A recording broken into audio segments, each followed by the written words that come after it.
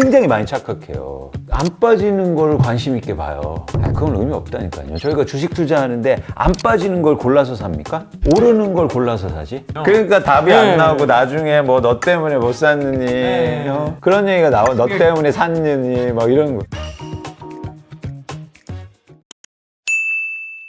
지금 같은 상황에서도 내 집을 마련해야 된다, 내 집 마련이 꼭 필요하다는 분들은 분명히 계십니다. 아까 말씀해 주셨듯이 투자가 아닌 실수요자들은 있고요. 내 집 한 채 마련을 꿈꾸는 분들이 꼭 봐야 될 키워드 같은 게 있다면 어떤 게 있을지 궁금하고요. 그게 왜 중요한지 또 한번 같이 얘기해 주시면 좋을 것 같습니다. 사실 실수요자분들이 가장 중요한 게 생각을 바꾸셨으면 좋겠어요. 어떤 생각이냐면 집은 일생 동안 내가 막 투자나 투기하지 않는다면 일생 동안 두세 번 거래할 겁니다. 그렇죠. 내 집 마련하는데 두세 번 쓰는데 그 기회를 뭐 함부로 쓰지 않으셨으면 좋겠다. 그러려면 어떤 관점이 필요하냐면 시장의 변화를 좀 읽으실 필요가 있어요. 그래서 오히려 저는 내 집 마련하시는 분들이 더 열심히 투자 목적으로 사셨으면 좋겠어요. 제가 되게 재미있게 읽은 기사 헤드라인이 이게 있습니다. 여보, 다른 집값은 빠진다는데 새 집은 안 빠진대. 새 집 사자. 이러는 거예요. 상대적으로 신축을 사자는 거죠. 덜 빠지니까. 그러니까 뭐냐면 이거예요. 시장이 이렇게 가격이 빠지면 저희가 투자 목적으로 사면 빠진 걸 사야 될 거 아니에요. 근데 사람들은 덜 빠진 걸 사려고 그래요. 덜 빠진 게 안전하다고 생각해. 왜냐면 제가 불인이로서 생각을 해보자면 이게 덜 빠졌네? 그러면은 더 안 빠지는 거 아니야? 그렇지. 실수요자 입장에서 생각하는 거예요. 그렇죠.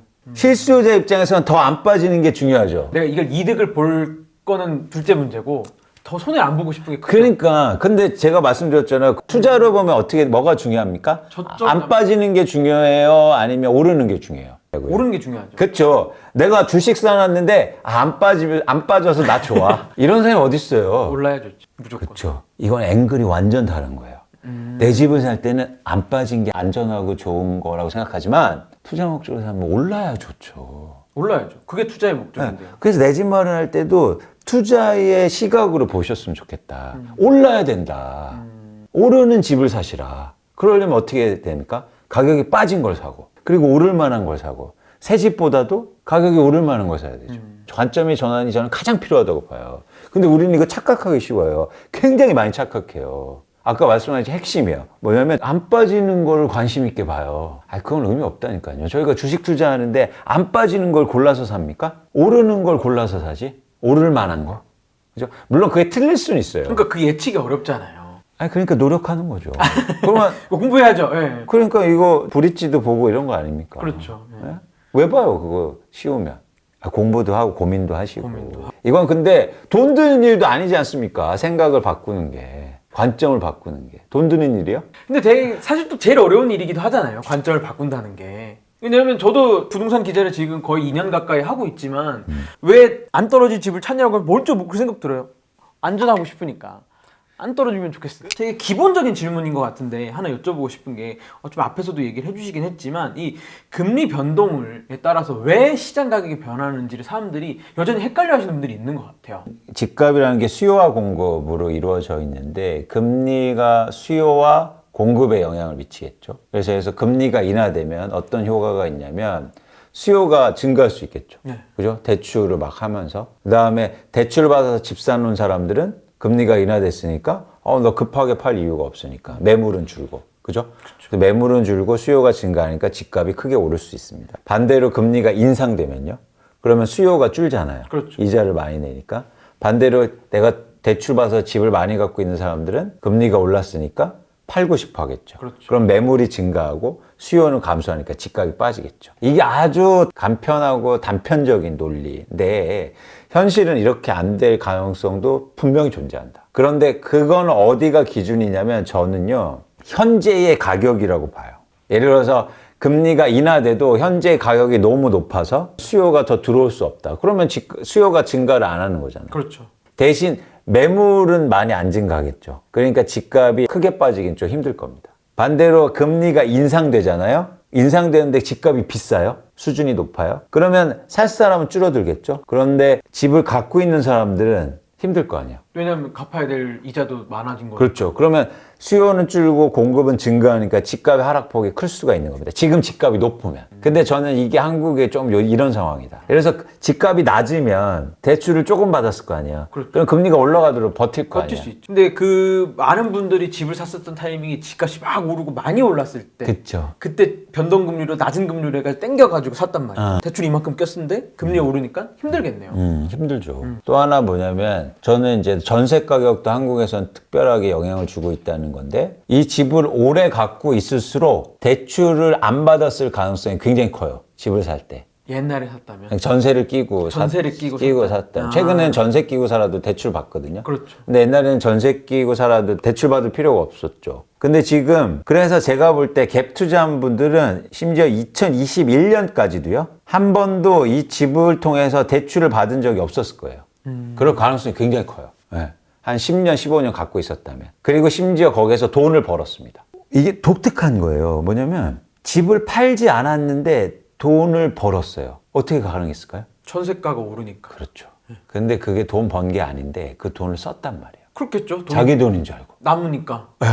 또 내가 처음에 들어왔을 때보다 자꾸 오르고 이만큼 돈이 쌓인 것 같으니까. 네. 그럼 그거 쓰죠. 네. 네. 근데 투자를 하는 지금 걸로. 역전세가 나고 있잖아요. 그래서 처음으로 돈을 돌려줬단 말이에요. 그래서 이제 이자를 내기 시작합니다. 그 전까지는 없었는데. 이게 아마 심리적 타격이 좀 있을 거예요. 제가 볼 때 지금 역전세가 없어진다는 얘기를 많이 하잖아요. 전세가가 왜냐면은 많이 떨어진 것 같아서 오른다는 얘기도 많이 있으니까. 그러니까 이것도 틀린 말이에요. 9월, 10월, 11월에 예를 들어서 월간 전세가가 올랐어요. 그래서 역전세가 없어졌다? 이거는 틀린 말이에요. 역전세의 기본적인 개념이 뭐예요? 2년 전 가격하고 비교하는 거잖아요. 그래서 역전세가 없어졌다고 그렇게 단정 짓습니까? 2년 전 가격하고 비교한 게 역전세예요. 근데 지금 서울에서 갱신계약에 된 거를 다 보잖아요. 다 돌려주고 있다고요. 제가 지금 데이터로 파악하고 있는데 볼 때 거의 80% 이상이에요. 그럼 역전세가 이거 없어진 겁니까? 그러니까 80% 집주인들이 다 가격 돌려주고 있다고요. 역전세죠, 역전세. 월별로 올라도 이해하셨죠? 그러니까 2년 전에 비해서는 어떻게 해도 떨어진 거니까. 그렇죠. 역전세는 지속되고 있다. 네. 그렇기 때문에 금리가 오르면 다시 돌아가면 이제 영향이 있을 수 있다는 거예요. 매도 물량. 그래서 최근에 매도 물량이 증가하고 있는 이유입니다. 역전세가 없고 오히려 전세 가격이 올라가는데 왜 집을 팔겠어요? 역전세가 계속되고 있어요. 왜? 2년 전에 전세 가격이 너무 비쌌거든요. 역전세 바로 알기네요. 2021년을 봐야 되는 거죠. 그리고 내년 되면 2024년을 봐야 되는 거고. 그렇습니다. 올해는 2021년, 내년도는 2022년. 근데 우리나라 전세가 가장 고점이 2022년 상반기였단 말이야. 아, 그러면 그렇게- 진짜 위기는 아직 안 온 걸 수도 있네요. 그러니까 내년 상반기까지는 역전세가 계속될 수가 있다는 거죠. 그래서 어떤 분이 저한테 이러시더라고요. 야, 전세 가격이 올라서 역전세가 없어졌는데 네 예측 다 틀렸다. 아니에요. 역전세는 지속되고 있어요. 저처럼 이렇게 좀 부동산을 보는 젊은 세대, 20, 30대 분들이 그럼 현재 상황에서 내가 좀 어떻게 대응을 해야 될지 요거를 말해주는 사람이 많지 않거든요. 요걸 좀 한번 말씀해 주시면 좋을 것 같습니다. 일단 두 가지인데요. 첫 번째는 내 집 마련을 한다. 근데 집값이 빠지면 한다. 이게 이제 대명제고, 두 번째는 그러려면 구체적인 계획이 좀 필요해요. 구체적으로 내가 살고 사고 싶은 아파트의 리스트를 좀 정한 다음에 그 아파트 가격이라든지 거래량 흐름을 쭉 이렇게 지켜보면서 그리고 아까 말씀드린 것처럼 이상하게 사고 싶은 아파트가 가격은 떨어지는데 조금씩 거래가 붙네. 그러면 이제 그때가 사기 좋은 시점이죠. 근데 그 시점과 또 어디가 맞아야 되냐면 나의 예산과 맞아야겠죠. 나의 예산도 안 맞는데 막 엄청 비싼 아파트하고 비교하면 안 될 것 같고, 그 다음에 그 예산과 그리고 가격이 떨어지고 변화를 읽으시면서 내 집 마련 하셨으면 좋겠다. 그런 말씀을 꼭 드립니다. 그러려면 여러분들이 시장에 대한 이해뿐만 아니라 구체적인 계획이 필요하다는 거예요. 사실은 이게 뭐 10년 주기설 이걸 저는 뭐 강조하거나 전 거기에 동의하지 않지만 어쨌든 지금의 가격 하락이 있는 건 10년 만에 오는 지금 상황이거든요. 그렇죠. 그러니까 이런 기회가요, 자주 안 온단 말이에요. 그럼 기회를 잘 잡아야 될 거 아닙니까? 준비를 여러분들이 하셨으면 좋겠다. 그냥 집값 빠진대. 그래, 일본처럼 될 거야. 뭐 이러면서 그냥 이렇게 놓고 계시면 안 된다. 그래서 유연하게 대처하고 시장의 변화를 잘 읽으셨으면 좋겠다는 생각 갖고 있습니다. 지금 또 이제 다시 하락하고 있는 상황에서 좀 이 젊은 사람들이 어디를 조금 보면은 역사적으로 어느 지역 어느 시점의 시장을 좀 보면은 간접 체험을 좀 미리 해볼 수 있을지. 굉장히 유사한 기간이 있는데요. 서브프라임 때 2007년부터 2013년까지의 가격 흐름이 저는 지금과 굉장히 유사하다고 봐요. 그래서 그때하고 비교를 여러분들 해보시면 좀 힌트가 되실 수 있고, 그리고 그 기준을 정할 때 기본적으로 한번 돌아가 보면 부동산은 사용 가치가 있거든요. 그렇죠. 예, 예. 그래서 계속 빠질 수가 없어요.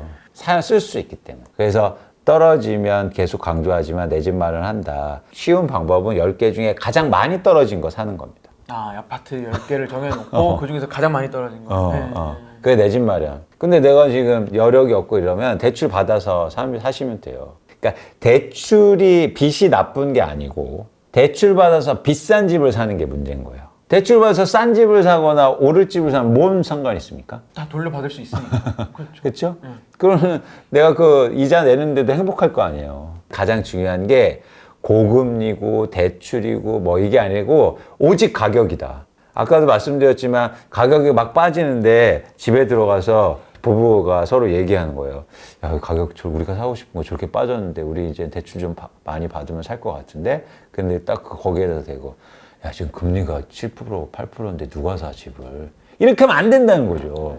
금리가 중요한 게 아니라 뭐가 중요하다? 가격이 가격 떨어진 게 중요하다. 그런 얘기를 할 때는 정확하게 얘기해줘.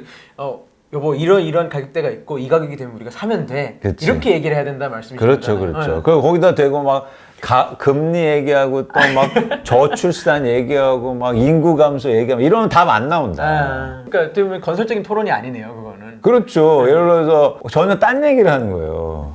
물어본 거에 동문서 답하고 이 얘기 정말 중요하네요. 왜냐하면 물어본 걸 정확하게 대답을 해줘야 되거든요. 근데 자꾸 물어본 거 딴 얘기하니까 싸우는 거거든요. 그러니까 답이 안 나오고 나중에 뭐 너 때문에 못 샀느니 그런 얘기가 나와. 너 때문에 샀느니 막 이런 거예요. 정확하게 이 기준을 정하고 이때 되면 우리 사자라고 그렇죠. 해야지 안 싸우겠죠. 그렇죠, 그렇죠. 그러면 나중 가서 못 사더라도 봐봐, 이 가격이 안 왔으니까 우리가 안 산 거야, 못 산 거야. 그래야 배울 게 있단 말이야. 그렇죠. 경험을 통해. 그럼 다음에 우리 가격 기준을 좀 높이자 이러면 되는 건데. 그러면 자꾸 그 딴 데 핑계 대면은 배울 것도 없어요. 실패를 통해서 배울 게 없어요. 저희 뭐 마무리 하도록 할게요. 저희 채널 보시는 분들, 그리고 광수대 복덕방 열독자 분들께 전하실 말씀 마무리로 해주시기 바랍니다. 제가 뭐 최근 들어서 집값 빠진다고 그러니까 사람들이 너 왜 이렇게 인생을 부정적으로 사냐 이런 말씀 많이 하시는데요. 세상을 가장 긍정적으로 사는 건 변화를 인정하는 거예요, 여러분. 예를 들어서 가격이 계속 오른다고 그러고 가격이 계속 빠진다고 그러면요, 그거 진짜 부정적인 얘기예요. 자산 가격이 계속 오른다는 건 절대 긍정적이지 않아요. 그럼 어떻게 집을 삽니까? 계속 오르면. 그러니까 이렇게 변화를 인정하면 되게 긍정적인 마인드거든요. 그래서 여러분들 변화를 인정하시고 그게 가장 긍정적인 거다. 긍정적으로 삶을 바라보시면 좋겠다. 그런데 이게 세상이 그렇게 긍정적으로 실제로 움직여요. 세상은 항상 변화하기 때문이에요. 그래서 기회도 생기고, 그리고 여러분들이 또 그런 기회가 오고 있습니다. 얼마나 가슴 떨립니까? 그래서 그런 어떤 기회를 잘 잡으시고, 너무 내가 그동안 잘못했다는 걸 막 이렇게 하지 마시고 더 건설적이고, 그리고 또 미래지향적으로 생각하시고 앞으로의 변화를 좀 즐기셨으면 좋겠습니다. 저 오늘 좀 많이 혼난 것 같아요. 근데 어쨌든 마지막에 말씀해주신 것처럼 이 변화를 받아들이자. 그럼 저도 변화해야 되겠죠. 그러니까 그렇죠. 중요한 건 그거죠. 긍정적인 마인드를 가지고 내가 변해야지 그렇죠. 의미가 있는 거죠. 그렇죠. 그래서 제가 계속 얘기하지만 생각의 변화 중요하다. 생각의 변화. 네. 그게 처음으로 출발이 되어야 해요. 네. 좀 다음번에 모실 때는 조금 더 변화된 모습으로. 그때 소통을 좀 덜 치는. 그럼 저는 조금 더 성숙한 모습으로 뵙도록 하겠습니다. 저희 오늘 브릿지 여기서 마치도록 하겠습니다. 네, 광수대 복덕방 이광수 대표님 모시고 이야기 나눠봤습니다. 감사합니다. 고맙습니다.